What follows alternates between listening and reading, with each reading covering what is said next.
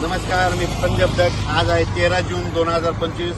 मी जात आहे अकोटला आणि अकोटला गेल्याच्या नंतर या ठिकाणी मला शेतकऱ्याचे फोन आले की आमच्या अकोटमध्ये पूर्व विदर्भामध्ये पाऊस कसा येणार, तर या ठिकाणी शेतकऱ्याला मी अंदाज देणार आहे.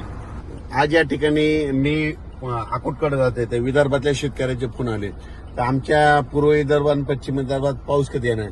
तर विदर्भातल्या शेतकऱ्याला सांगतो, आज आहे 13 जून 2025.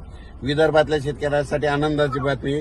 14 तारखेला म्हणजे 14 जून 15, 16, 17 आणि 18 तुमच्या पूर्व विदर्भ आणि पश्चिम मध्ये 6, 5, 11 जिल्ह्यामध्ये खूप पाऊस पडणार आहे, म्हणून हा अंदाज लक्षात यायचा. तर या ठिकाणी विदर्भात इथून अकोट 7 किलोमीटर राहिले. ह्या शेतामध्ये पाणी सचरमध्ये म्हणजे 14 ते 18च्या दरम्यान, म्हणून हा अंदाज लक्षात घ्यायचा. पण राज्यातल्या सर्व शेतकऱ्याला सांगू इच्छितो की म्हणजे आज आहे 13 जून पासून ते 17 जून पर्यंत पाऊस पडणार आहे. पण विदर्भामध्ये मात्र विदर्भातल्या खास करून शेतकऱ्यांसाठी अंदाज दिलाय की विदर्भामध्ये मात्र उद्या 14 पासून 14, 15, 16, 17, 18 पर्यंत खूप पाऊस पडणार आहे.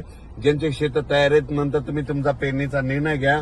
पण त्याच्यानंतर तुम्हाला सांगतो, आज देखील 13 जूनला देखील म्हणजे अकोल्याकडे पाऊस पडणार आहे, बऱ्याच ठिकाणी विदर्भात पाऊस पडणार आहे, म्हणून हा अंदाज लक्षात घ्यायचा.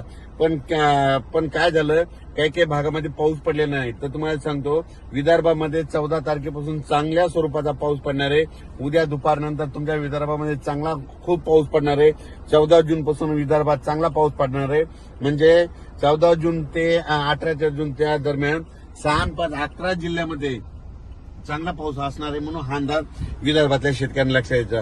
विदर्भ त्याच्यानंतर पूर्व विदर्भ, पश्चिम विदर्भ, दक्षिण महाराष्ट्र, उत्तर महाराष्ट्र, कोकणपट्टी, खानदेश, मराठवाडा म्हणजे सगळ्या विभागामध्ये म्हणजे आज 13 जून पासून ते 17 जून पर्यंत दररोज वेगवेगळ्या भागात ठिकठिकाणी पाऊस पडणार आहे. पण विदर्भात मात्र 14 पासून मात्र चांगला पावसाचा जोर वाढणार आहे, म्हणून हा अंदाज लक्षात घ्यायचा. शेतकऱ्याला सांगू इच्छितो, आता जे विदर्भात जे पाऊस येणार आहे उद्याचा 14 तारखेचा, त्याच्यामध्ये विजेचं प्रमाण जास्त असणार आहे. माझी सगळ्या शेतकऱ्याला विनंती, विजा कडकडत असताना झाडाखाली थांबत जाऊ नका. झाडावर 16% विजा पडतात. विजा कडकडत असताना आपले पाळीव प्राणी, जनावरे झाडाखाली बांधू नका, कारण की झाडावर खूप विजा पडतात. माझी सगळ्या कामगारांना विनंती आहे, जे शेतमजूर आहेत, तुम्ही विजा कडकायला लागले की सरळ घरी जा.